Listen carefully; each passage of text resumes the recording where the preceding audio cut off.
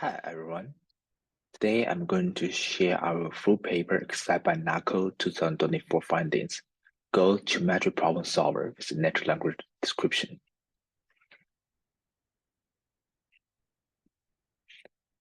First, I'm going to talk about, why we come up with this idea.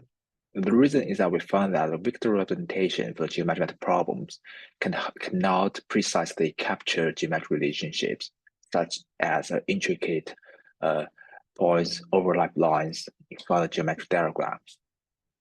And then we found that the vector representations is hard to interpret by human beings, so that if we solve the problem incorrectly, it's hard for us to troubleshoot where does the error come from. As a result, we suggest try to propose a better representation method in our paper. We try to translate geometric relationship depicted in the geometric diagram into natural language, and this can allows a simultaneous integration with the problem text statement, and also by represent diagram as a natural language, allow us to use large language models as the solution program generator, since we can use the description of geometric diagram as a problem statement as a concatenation prompt to get large language models. But before we continue on this topic, first we have to precisely extract relationship in the embedded in the geometric diagram.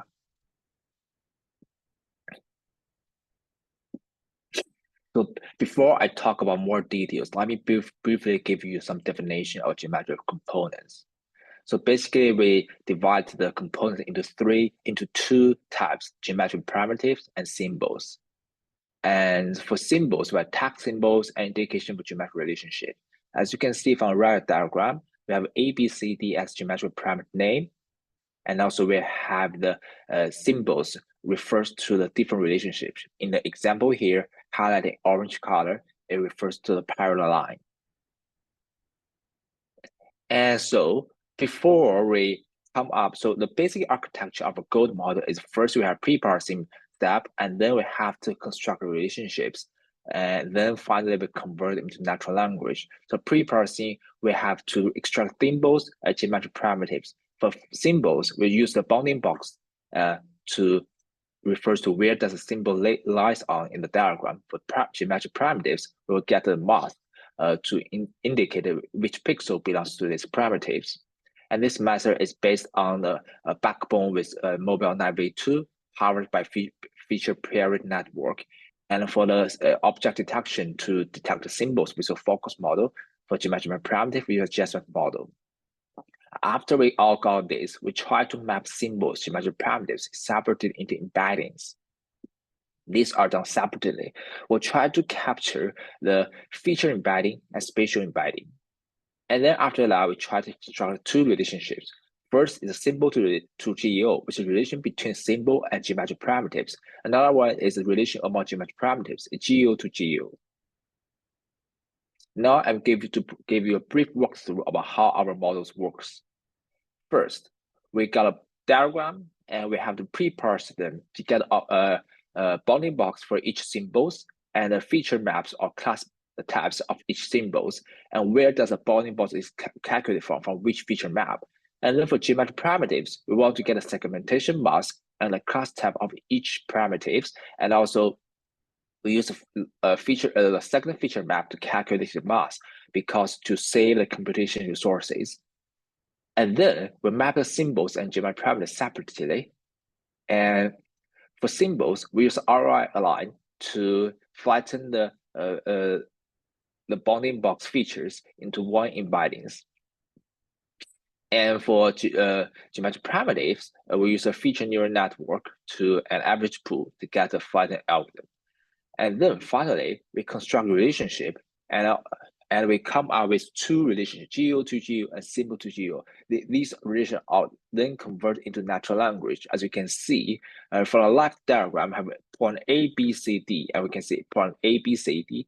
And also we describe all the geometric relationships, like the L1 is parallel with L2. And then this natural language description of the diagrams and concatenate the problem statement, and we can fine-tune them on large language models as a solution program generator or we can use the instruction-based model to generate reasoning process.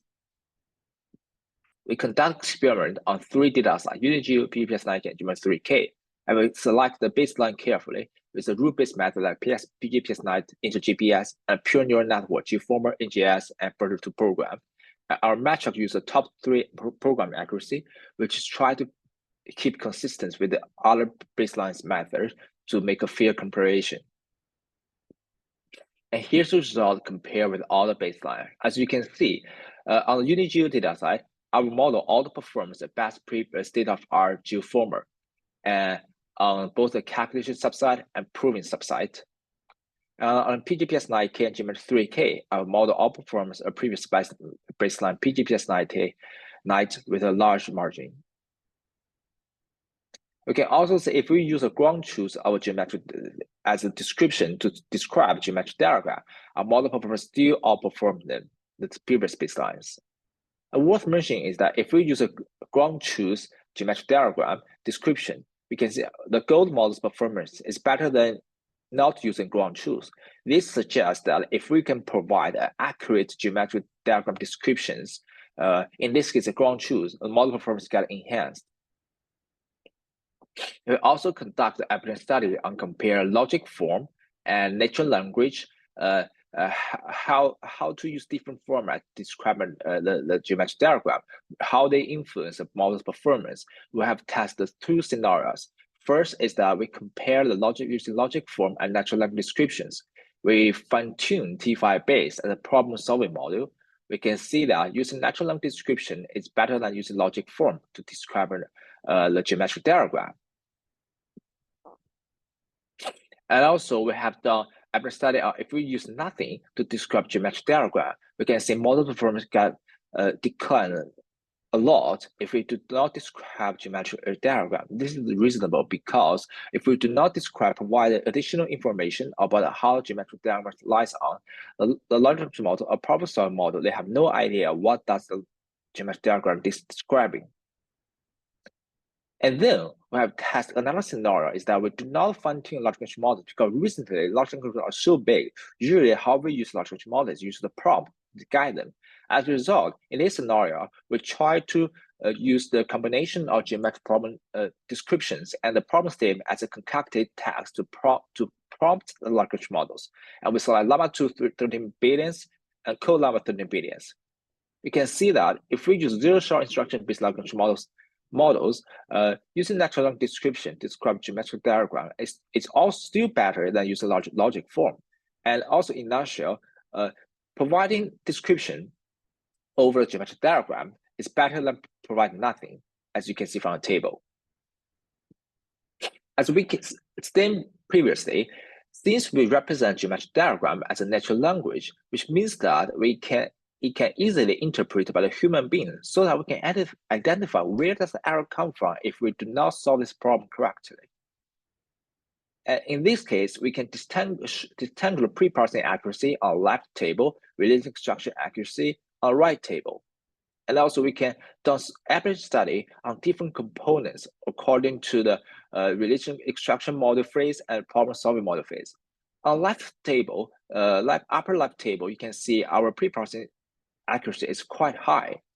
On the upper right table, you can see our relation extraction model also performs very good, especially on geo to geo relationships. However, on symbol to geo relationship, there are several relations like the text symbol, angle, bar. It's hard. The performance has a room to get improvement. And also we can show that on the average study, we can show average study on different components of relation extraction model. You can see we can do average study by using separate embeddings of our geometric component and report the accuracy of pre-parsing, relation extraction, and problem-solving model. This is all thanks to we describe the diagram as a natural language. Another contribution of our work is that not only we describe the geometric relationship within a diagram, we also describe the verbose description of each component from the diagram. As you can see from the right diagram here, If we only use a symbol to geo relationship, it will only describe necessary geometric relationships. However, if we provide additional geo to geo relationship, we can see we also describe all the components P0, P1, P2, L1, L0, L2 as additional info. I believe this helps the model to understand the diagram more comprehensively. As you can see from the table here, the red blue bar represents we do not use a geo to geo relationship. The orange bar represents we use a geo to geo relationship. On 3D data side, UniGeo proving subset, PGPS9K, Geometry3K, the model performance get improved if we use additional geo to geo relationship. Worth mentioning, this improvement is not significant in a UniGeo calculation subset. This is because we found that UniGeo calculation subset tends to provide some necessary description of the component from the diagram, which is likewise the geo to geo relationship. However, on PGPS9K, Geometry3K, they often lack description of the diagram. This is why the improvement in UniGeo calculation is not significant. And thank you for listening to me present our work accepted by NAACL. And this work is it belongs to our new research laboratory. And feel free to contact me if you have any questions by sending an email to this address. And also you can follow up on Twitter. The first one is my Twitter handle. The next one is the handle of our new research laboratory.